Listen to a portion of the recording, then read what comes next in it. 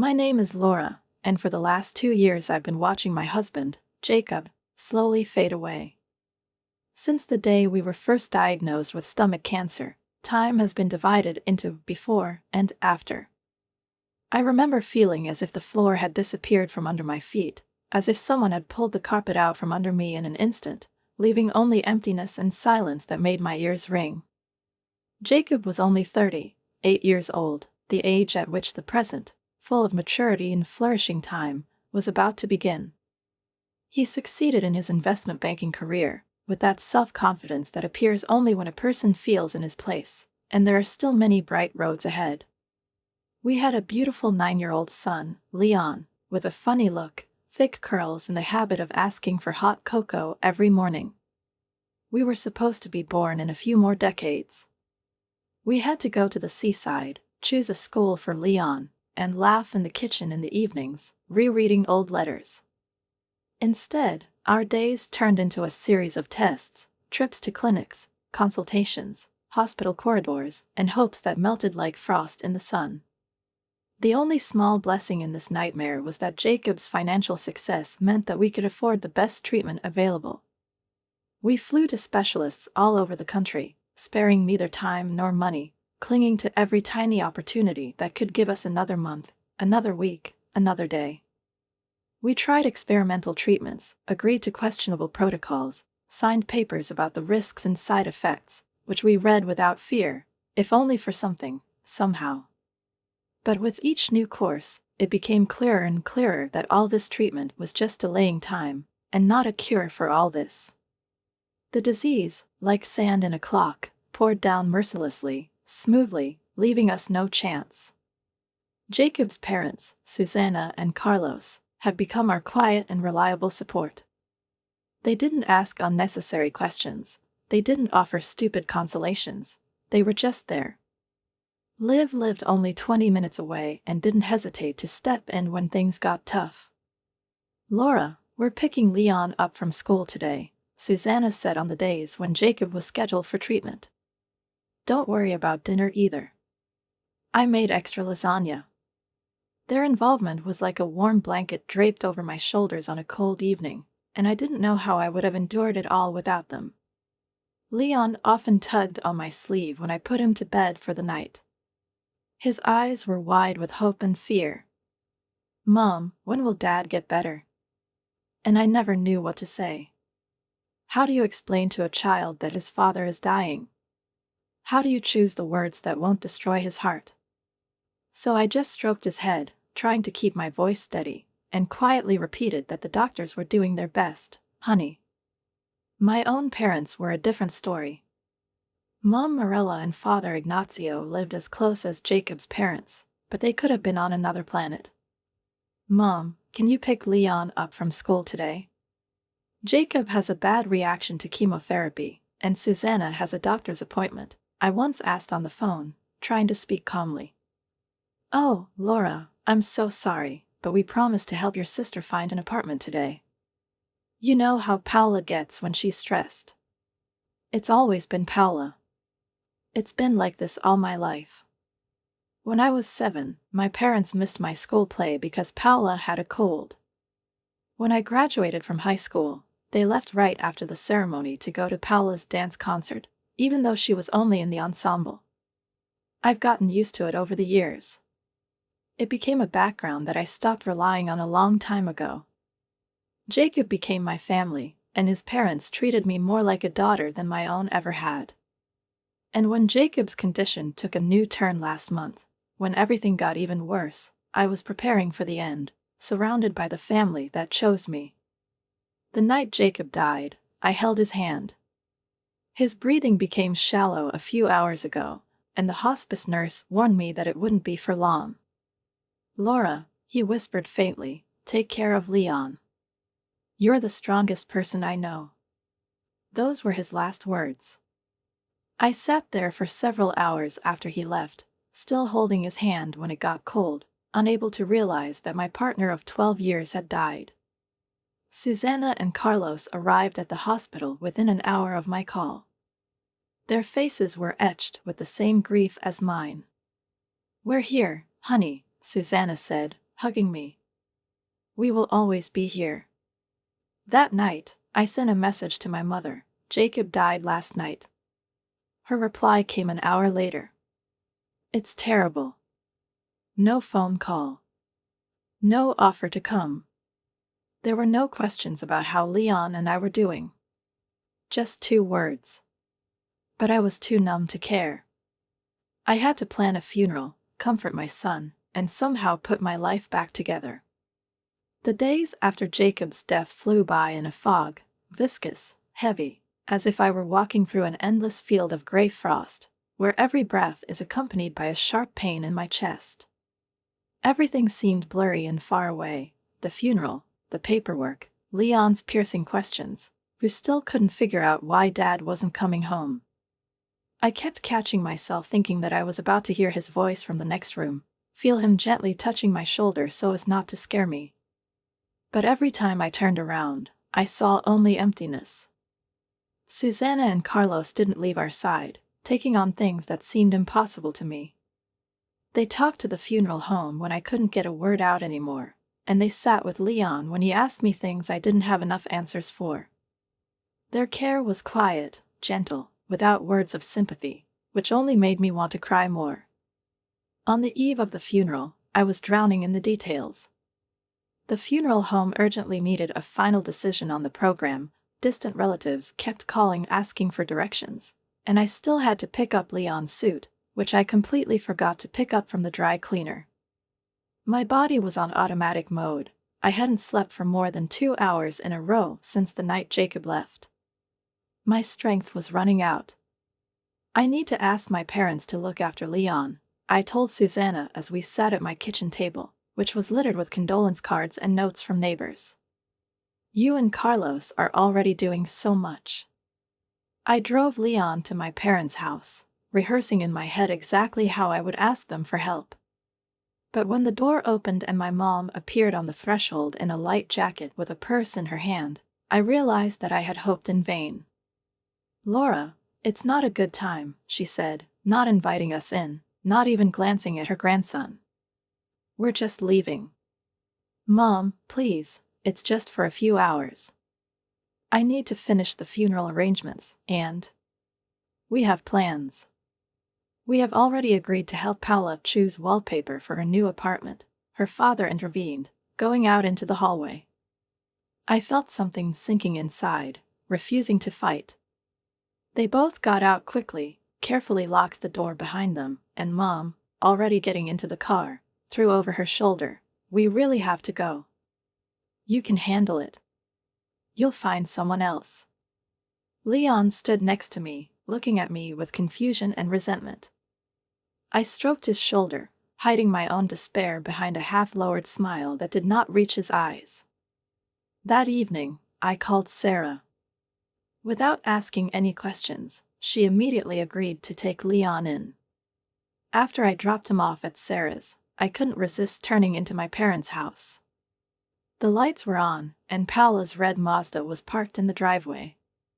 All their haste, all their inability to help, turned out to be just unwillingness.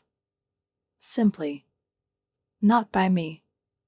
Well, yes, an important plan, I muttered, chuckling hollowly, feeling better, dry laughter gathering inside, which does not even bring relief.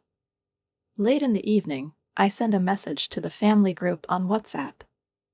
Jacob's funeral will take place at 11 o'clock on Thursday, at the Greenwood Chapel.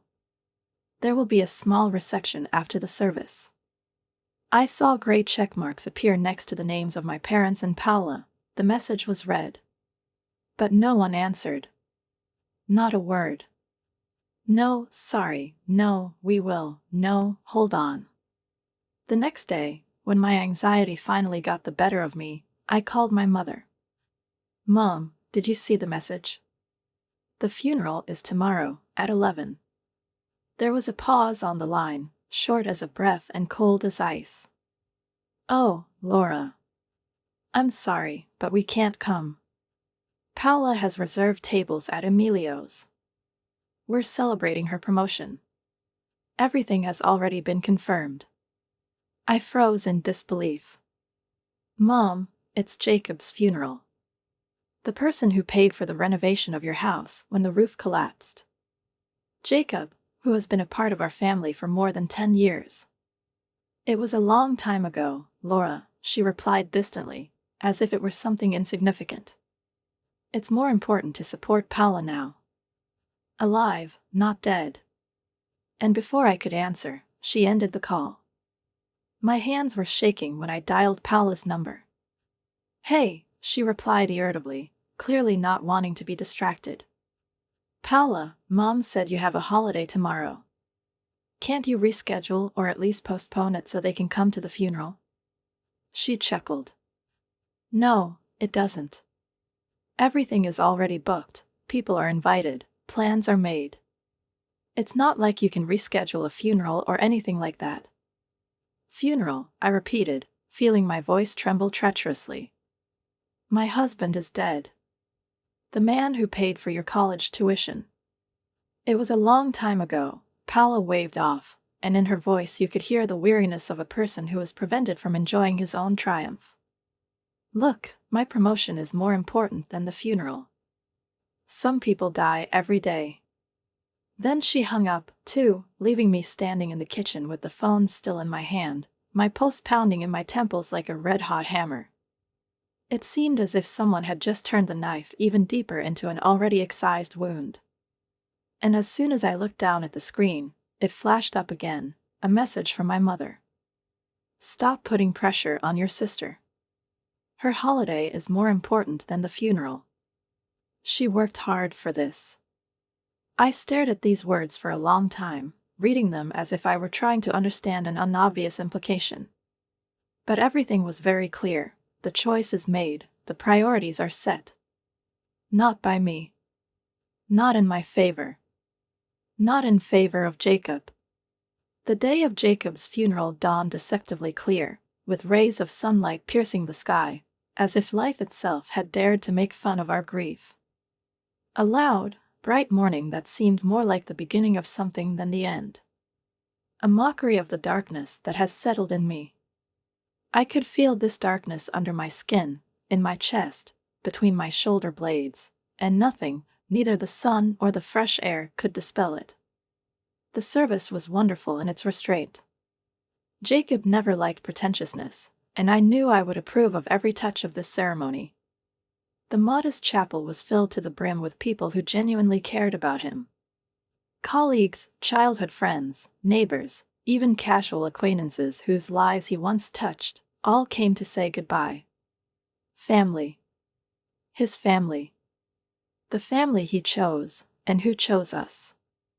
When it was my turn to speak, I stood up, barely able to keep my knees from shaking. I told him about Jacob, about his generosity, which knew no bounds, about the kindness that was as natural as a breath, about the devotion that he kept for Leon and me as a shrine. She was talking about a man who couldn't be replaced by an army.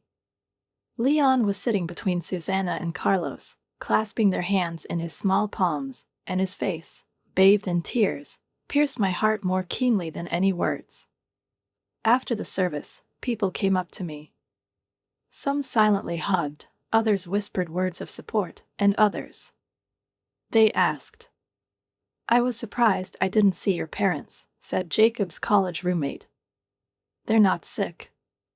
They had obligations, I replied, trying to sound firm. There is no need to stir up dirt in the midst of the purity of Jacob's memories. Susanna caught my attention and gently shifted the conversation to another topic, distracting him with questions about family and work. And only then could I breathe again.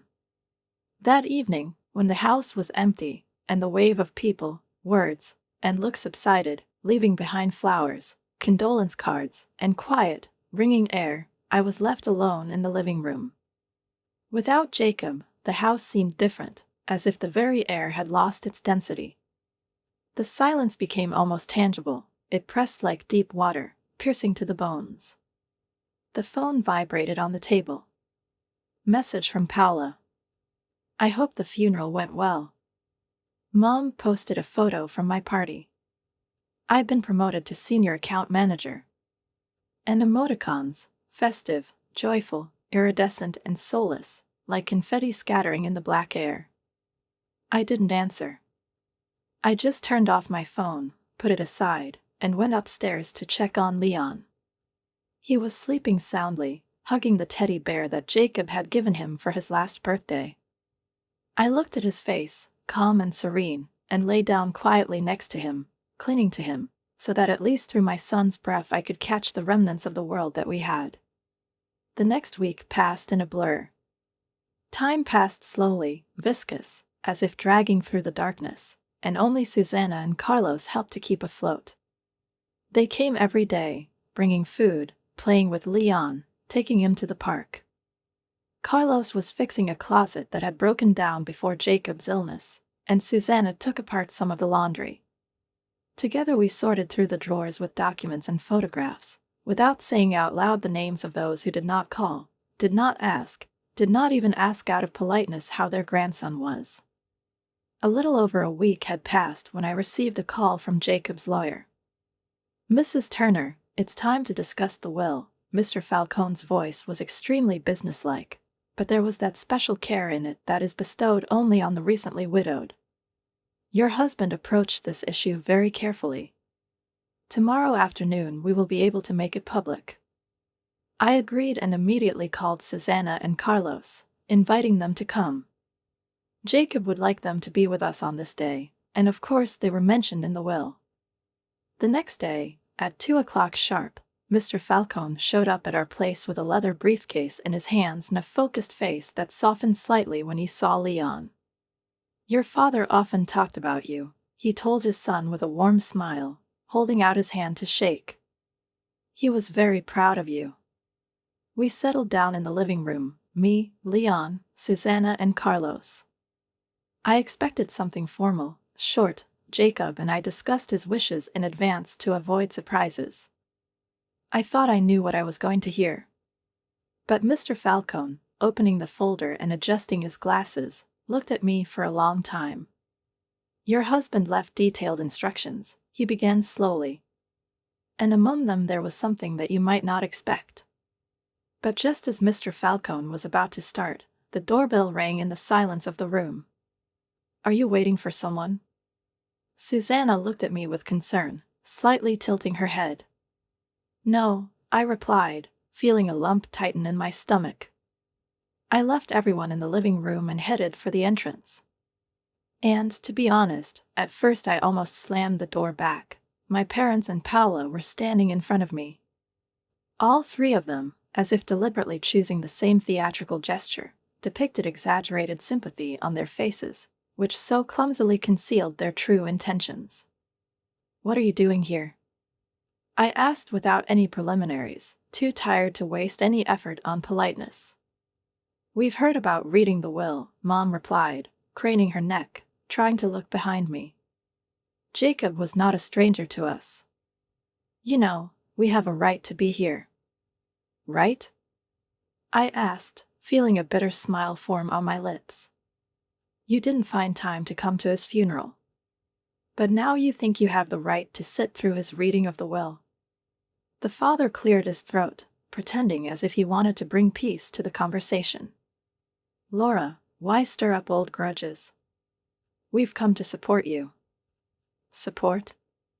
There was an involuntary bitterness in my voice. How sweet. And before I could finish, Mom deftly slipped past me into the house. Paula and her father followed her, as if everything had been decided in advance. "We're a family," she said firmly, as if that one word was enough to justify any intrusion. I stood there, stunned by their audacity, and it wasn't until I closed the door behind them that I could come to my senses a little. In the living room, Susanna and Carlos' faces darkened when they saw who had joined our gathering. "What are they doing here?" Carlos whispered. "I have no idea," I replied. Everything was boiling inside, my hands were shaking, but I knew that now was not the time to make a scene. Leon was sitting next to me, and I couldn't afford to let any more pain into this moment. Mr. Falcone, professional to the tips of his fingers, only raised an eyebrow slightly, but silently opened the documents. "Let's continue," he said, and began reading. We sat down tensely, and the air in the room became thick, like before a thunderstorm. Parents and Paula sat opposite Susanna and Carlos. Their faces were masks, calm, attentive, expectant. Leon snuggled up to me, and I put my hand on his shoulder to warm him, to calm him down, so that I wouldn't lose my footing myself. I, Jacob Andrew Turner, am in my right mind. Mr. Falcone began. Jacob had it all figured out. I've thought of everything. He left $200,000 to his parents as a gesture of gratitude for their continued care, love, and support during difficult times. Susanna was trembling, Carlos was holding her hand tightly, and I could see how hard it was for them to hold back their tears. Next came the main provisions. I need our house, 2 apartments in the city center, which I only found out about now, and $400,000 in accounts. Mr. Falcone explained that the apartments were investments that brought stable income, and Jacob made sure that Leon and I were protected from any storms of life. I sat in silence, shocked by the scale of Jacob's foresight, his care, thought out to the last detail. He was dying, but he remained a pillar of support for us until the end. But while I was thinking about it, out of the corner of my eye, I noticed my mother's expression change. The slight sympathy disappeared, and a calculating interest appeared in its place. Paula pulled herself up, straightened up, as if she had been sitting half-heartedly before, and now she smelled the money. As soon as Mr. Falcone finished reading, Mom clapped her hands, breaking the silence. Well, that's wonderful news, isn't it, Laura? She spoke as if she were talking about winning the lottery. There was silence in the room. Susanna and Carlos stared at her in complete shock.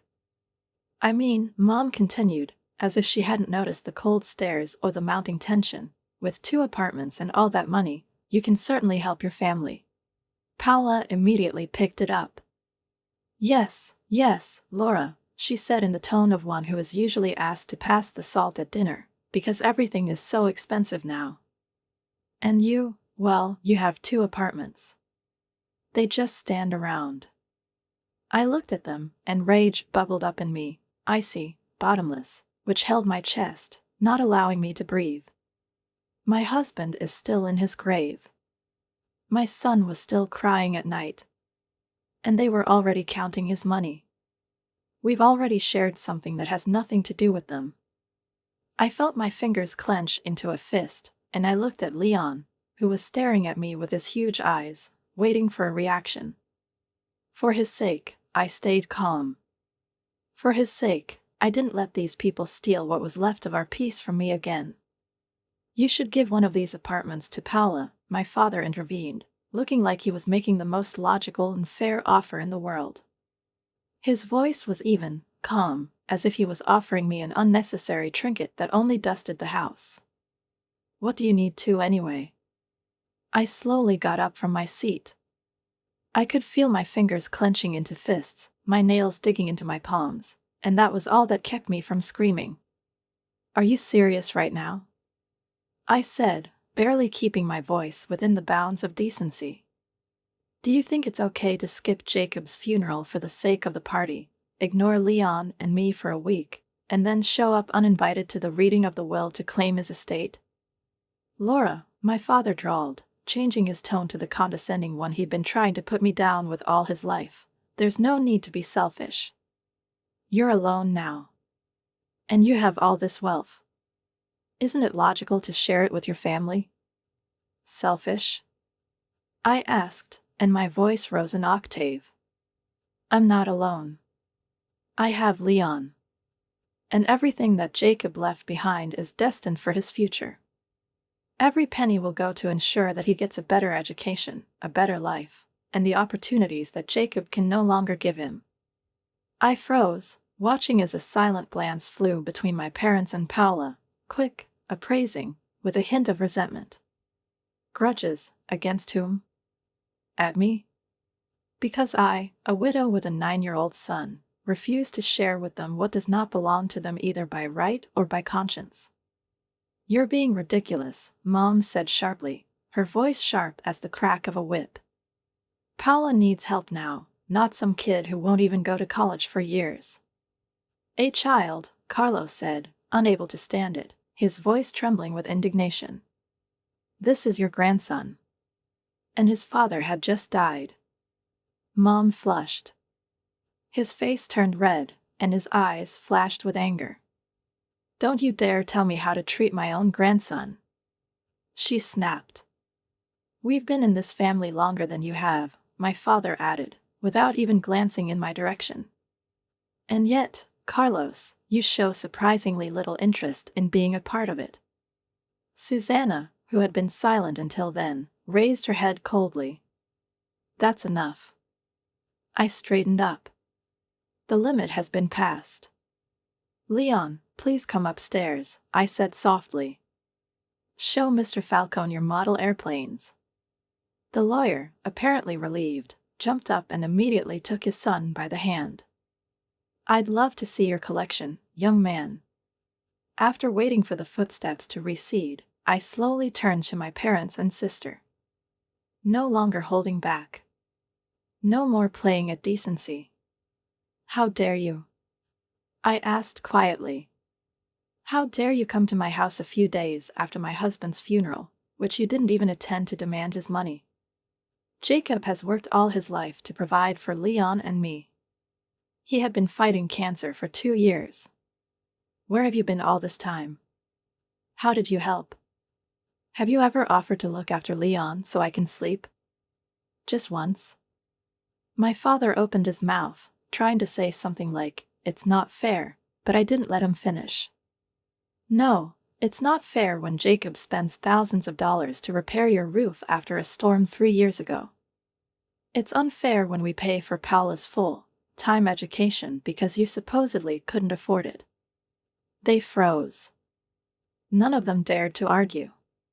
So, listen to me carefully, I continued evenly, without strain, but with cold determination. I will not give you a single penny of what Jacob left. No money. No apartments. No services. Every part of his legacy will go towards providing Leon with the life that Jacob dreamed of for him. This is his will. And I will do everything to make it come true. Mom flushed with anger, her lips trembled, and her voice rose to a screech. After all we've done for you. I looked her straight in the eye. Name one thing, Mom. One act. One act of real caring. She stopped talking. She opened her mouth, then closed it again. There didn't seem to be a single decent example in my head. That's what I thought, I said softly. There was a dull silence in the room. I think it's time for you to go, I added in a calm, tired voice.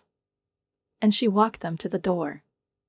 It slammed shut behind them with a sound like I'd closed not just the entrance, but an entire chapter of my life.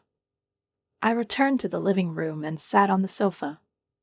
My body was suddenly filled with leaden fatigue, as if all my strength had gone into these words, into this confrontation. You did the right thing, Carlos said, his voice warm, confident, like an anchor at sea. Really? I looked up at him. They're still my parents. And Paula is my sister. Susanna sat down next to me, touched my hand and squeezed it gently. Biology doesn't create a family, Laura, she said. Love creates a family. A family is created by someone who stays by your side when it's difficult. A family is created by choice. We have made our choice. And you made yours. I nodded, knowing that Susanna was right, but still, deep inside, I couldn't get rid of the pain that followed me like a long shadow at sunset, the same pain of rejection that had accompanied me all my life. An eternal secondary role in his own family. Eternal statistics under Paula. This wound never really healed, it just hid under the skin, only to one day, at such moments, begin to ache again, as if reminding me of myself. Later that evening, after Susanna and Carlos had left, and Leon had finally fallen asleep, curled up with the teddy bear that Jacob had given him for his last birthday, I sat down at my computer. There was only one thought in my head, just to check my email for a minute, maybe disconnect, lose myself in something neutral. But as soon as I opened the social network, my eyes fell on a notification. My mother had marked me in a post. I pressed it, and the words, arranged in neat lines, hit my heart. Heartbroken that my eldest daughter became so greedy and selfish after her husband's death. He refuses to help his poor struggling sister, even though she now has 2 apartments in the city center and a lot of money. Material well-being has changed her. I stared at the screen as if he could explain to me how this was even possible. The words blurred before my eyes, as if someone had written them underwater. Comments were already being collected under the post. Relatives, childhood acquaintances, family friends. All those who only knew the truth, which my mother skillfully distorted by feeding them her version of our story. Don't let Laura turn her back on her family. She's always so hardworking, and no one helps her. The family has to support the family, and Laura has become a complete stranger. And with each new line, I felt not just anger rising inside, but something new, sharp, cutting like glass. It wasn't even rage, it was the last straw. A new limit. I've been silent for too long. Too often, I let my mother speak for me, reshape reality in a way that was convenient for her. But if she decided to take everything out to the public, to hang dirty laundry for all to see, then let the public know the full version. I took a deep breath and started typing. Since my mother has decided that our personal family matters should be made public, I should clarify something. 3 days ago, we buried my husband, Jacob. He had been fighting stomach cancer for 2 years. All this time, my parents and sister didn't offer to help. Not a single pot of soup on duty. They never took Leon out of school, even when I asked. They didn't come to the funeral. Why? Because my sister planned a promotion party, and they decided it was more important. If anyone doesn't know, Jacob was paying for major repairs to their house when the roof collapsed. I paid for all my sister's college tuition. I have helped them financially for many years. And yesterday, they came uninvited to the reading of the will and demanded that I give one of our rental apartments to Paula. Their argument? Because I quote, she needs it more than any child. That child is their grandson, Leon. A 9-year-old boy who had just lost his father. I'm not writing this to humiliate them. I'm writing this because I'm tired of being the silent villain in the story they made up. I've always tried to be a good daughter, a good sister, a good wife, a good mother. But there is a limit to everything. Jacob's money will remain in our family, the family we created with him. They will be used for Leon's education, for his future. To see what his father was up to. I attached screenshots of messages where my mother wrote that Paula's party was more important than the funeral, and correspondence with refusals to help during Jacob's illness. Just for context. I reread what I had written. She stopped, her finger hovering over the Publish button. There were seconds of doubt. A moment of silence in which I asked myself, is it worth it? And then the comments under the mother's post flashed on the screen again. Another batch of poor Paula and what a heartless Laura. And I pressed it. The publication appeared instantly, as if it was standing in line, ready to fly out into the world. Minutes later, something began that even I hadn't anticipated. The comments under the mother's post abruptly changed their tone. Mirella, is this true? Did you choose a party instead of a funeral? Laura was silent all this time, and now it's clear why. It's shocking. How can you demand money from a widow with a child? Poor Leon. It's terrible. It's a shame. Family should be a pillar, not that. Messages, calls, support, everything came down like an avalanche. People whom I had known for years only as silent observers of family dinners suddenly began to write, express sympathy, and ask how they could help. And, Strangely, it didn't make me feel any better. But it became quieter inside. It was as if I had finally defended the very border that I had been afraid to draw for so many years. My mother desperately tried to justify herself in the comments, clinging to the last shreds of her familiar reality, where the truth bends to her needs. She called me a liar, accused me of betrayal, and assured me that I had misrepresented her. But the screenshots spoke for themselves. Those weren't my words, they were her words, stored in digital memory, beyond manipulation and twisting.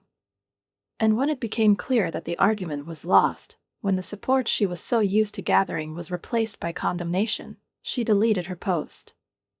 But the damage to her reputation has already been done. Cracks have been laid across the facade of the family idol that she has been painting in front of others for years. The next morning, I woke up to a series of phone calls. One by one, with frightening urgency, the names of Paula's parents flashed on the phone screen. I didn't listen to their voice messages. I didn't waste a single second on their excuses. No matter what they tried to say now, I didn't care. Their words too often turned into empty echoes. I blocked their numbers, feeling relieved, as if I had bolted the door leading to a house where I was not welcome and not loved. But they didn't give up. In the weeks that followed, the messages came in torrents. Emails full of pleas for forgiveness, mixed with hints of help. Intermediaries in the person of mutual friends and relatives, carefully conveying their words to me. They miss you. It's hard for them. Maybe you'll think about it.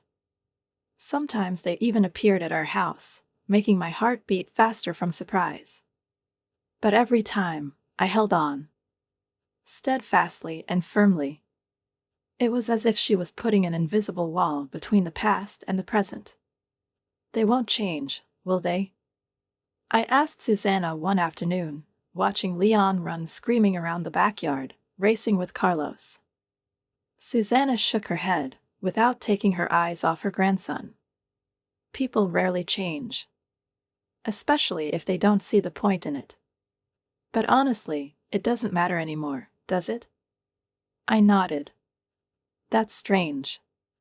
All my life I've been trying to earn their approval, their love. I've been trying, running after them, proving myself. And now I understand that it was a struggle for a mirage. And now you know your value, Susanna finished softly for me. And you know that Leon deserves the best.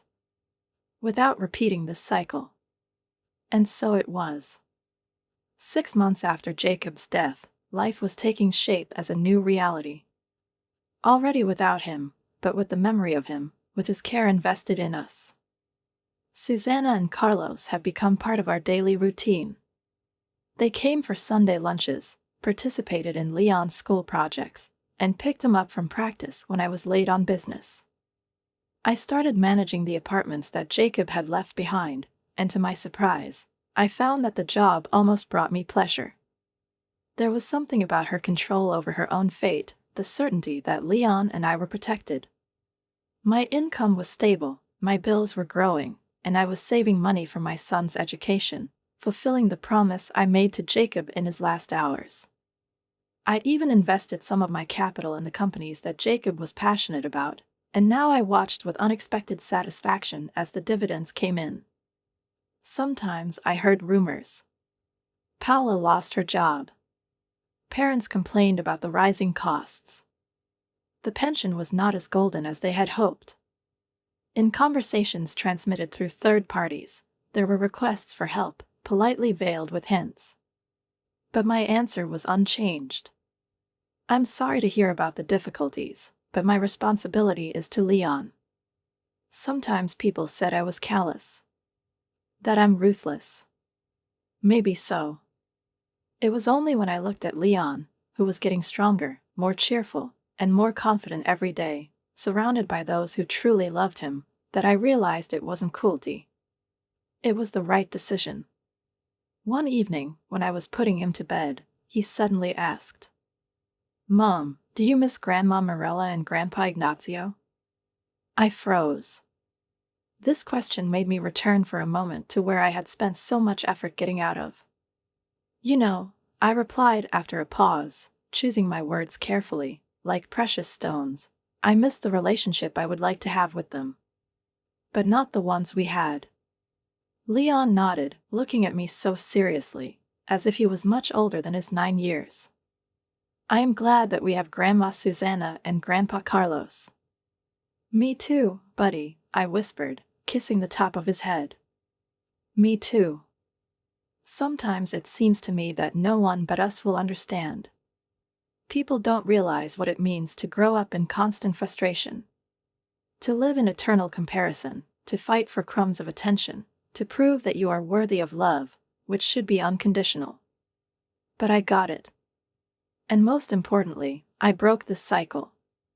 Leon will grow up knowing his worth. He will be surrounded by people who show love through actions, not words. People who are around not because they want something in return, but because this is the family that we choose. Write a comment on what you think about this story and don't forget to subscribe to the channel and like it. See you soon.